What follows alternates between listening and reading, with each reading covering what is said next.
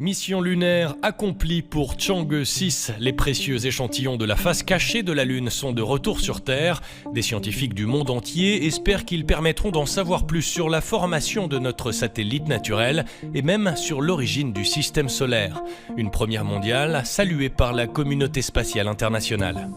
Heureusement que les Chinois aujourd'hui nous donnent encore un petit peu de progrès et de rêve. Ce qu'ils ont fait est magnifique, tout simplement, et ils continuent à avancer. C'est quelque chose qui est absolument génial parce qu'on manque singulièrement d'ambition, de rêve et surtout de progrès, de prise de risque.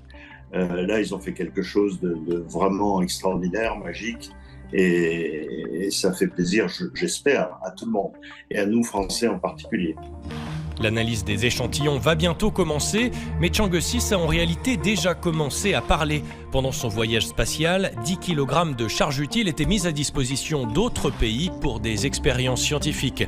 L'un de ces outils a permis de confirmer la présence d'ions négatifs à proximité directe de la surface lunaire. Cet appareil, il s'appelle NILS et il a été fourni par l'Agence spatiale européenne.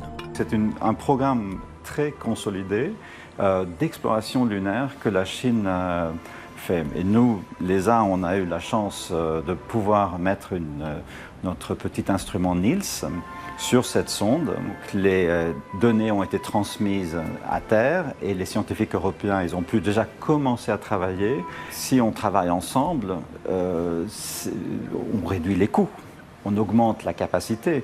Vous prenez les scientifiques européens, on est déjà très nombreux et on est à un très très bon niveau, et vous les mettez ensemble avec les scientifiques chinois, vous avez encore plus de possibilités d'avoir une science qui est encore plus à niveau mondial. Ces données vont permettre de mieux caractériser l'environnement lunaire et celui des corps célestes sans atmosphère.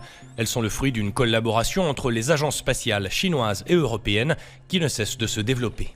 Dans l'espace, on a toujours essayé de collaborer ensemble. L'ESA travaille avec la Chine depuis les années 90. Le win-win, c'est vraiment ça, ce qu'on a fait avec la Chine dans le domaine de la science. Et là, aujourd'hui, on a quelque chose qui est assez unique. On a une mission qui s'appelle SMILE, où c'est 50% la Chine et 50% l'Europe. Et cet automne, les équipes chinoises vont venir dans notre centre technique à l'Estec, qui est en Hollande, et vont justement mettre les deux parties ensemble en vue d'envoyer le satellite à Guyane française pour un vol sur Vega l'année prochaine, en 2025. La mission Chang'e 6 s'inscrit dans le cadre du programme lunaire chinois. La Chine espère lancer sa première mission habitée vers la Lune d'ici 2030, puis d'y construire une station de recherche. La Chine, ils ont un programme spatial qui est extrêmement... D'abord, il s'est développé avec une rapidité invraisemblable. Ils ont aussi eu des succès qui sont tout à fait remarquables. Je pense à Tianwen, l'atterrissage d'une sonde sur Mars, qui est aussi, là, les Chinois ont été les premiers à réussir de faire ça du premier essai.